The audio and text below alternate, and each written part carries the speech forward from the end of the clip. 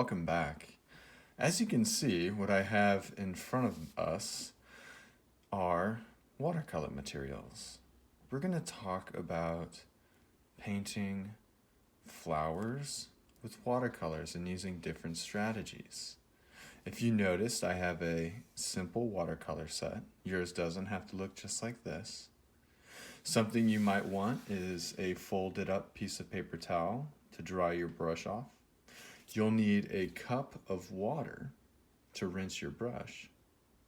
And then maybe if you have a variety of brushes, I would choose a few of different sizes, or if not, your standard watercolor brush that might come with your watercolor set as well.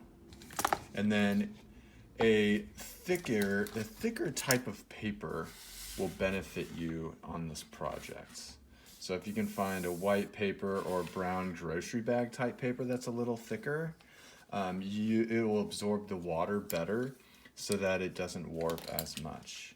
And then we'll be experimenting with some other types of tools and materials as well.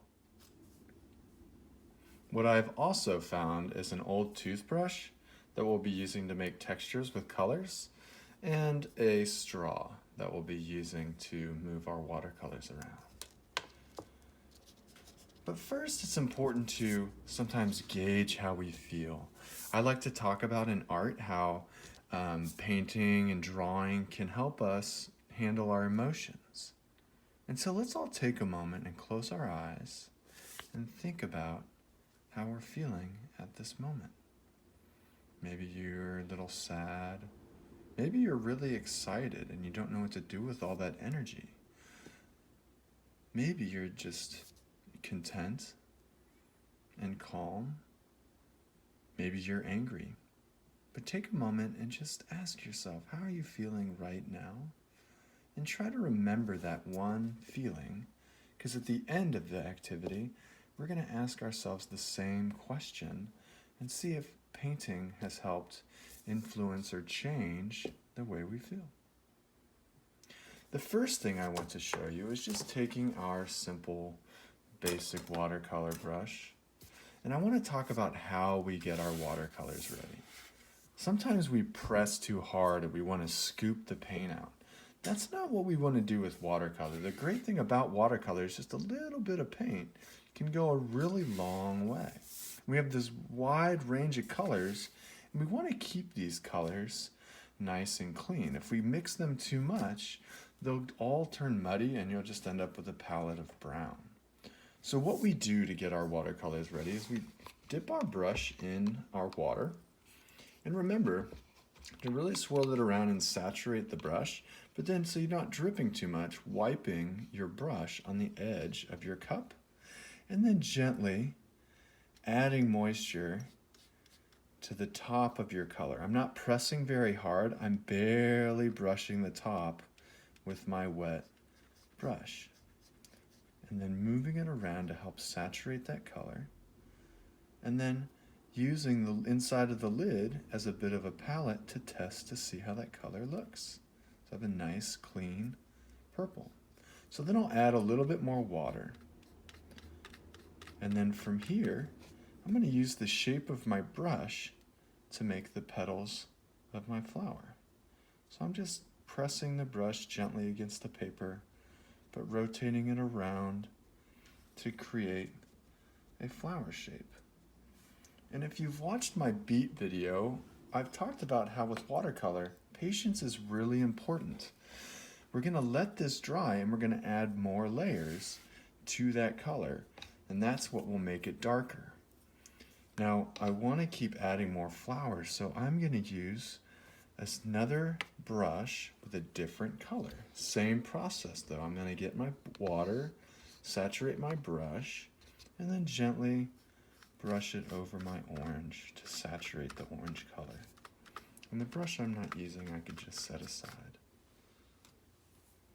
And then I'll use my palette. If there's a clean spot, there we go, in the corner.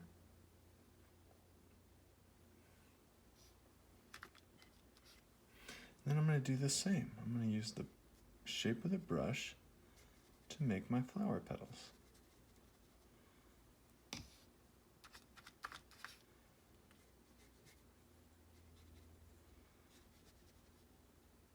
Notice I'm not pressing super hard. I'm rotating my brush around to create a nice big shape. Another thing we can do with our watercolors is we can make them splatter. So I'm going to use the same brush, but I'm going to clean it. So I'm going to rinse it out in the water, get all the orange off. Then I'm going to carefully wipe it on my paper towel to make sure it's clean. And when it's not leaving any color behind, I know that that brush is ready for a new color. And we'll get some blue. So putting a little bit of water, notice how I'm just gently brushing the brush against the paint. I'm not pressing very hard. We're actually just going to make a little puddle of blue, just like that. Let's move it down into the camera. There we go. And then from here, I can get my straw out. If you hover your straw right above, and then take a deep breath and just push it all out at the same time, you'll get a nice splatter. So watch what happens. I'll take a deep breath, and it totally changes that shape. I've got a whole new flower shape, different than these two, just by using the straw. So now is a good time to practice those strategies on your own, and let's paint together for a little while, and then let our paintings dry and add more.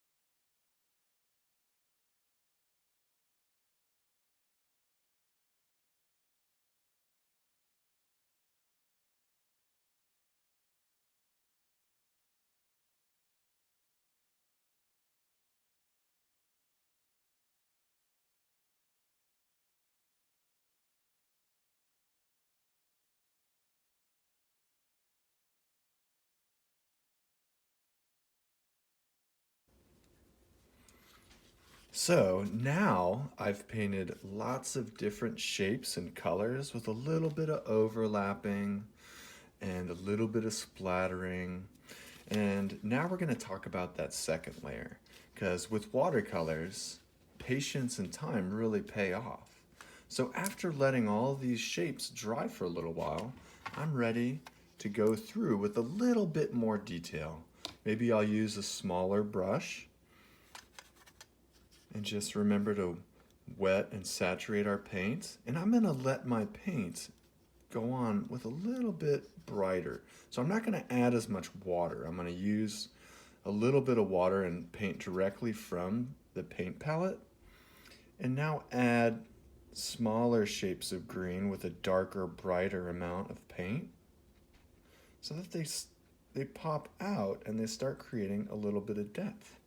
See how that stands out a little bit more than the more watered down shape here? So we'll put another shape of green on top of this shape right here. And then you can use your really tiny brush to add details as well. So maybe I'll get a little bit of purple, use my palette.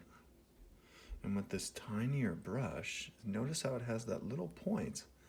I can actually paint lines on the inside of my flower now that stand out a little bit more and create a texture on those petals.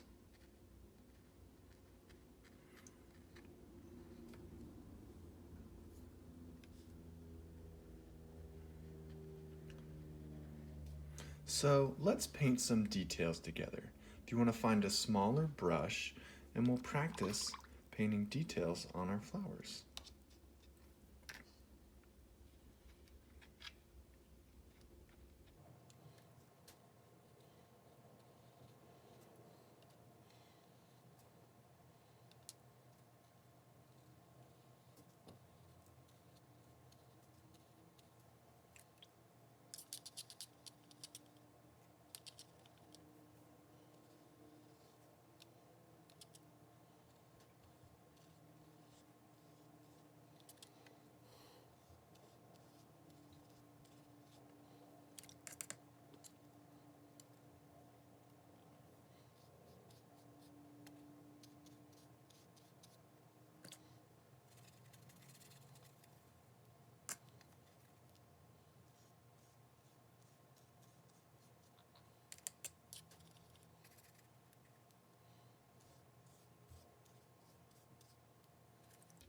And then one last thing we haven't talked about is how we can use our toothbrush.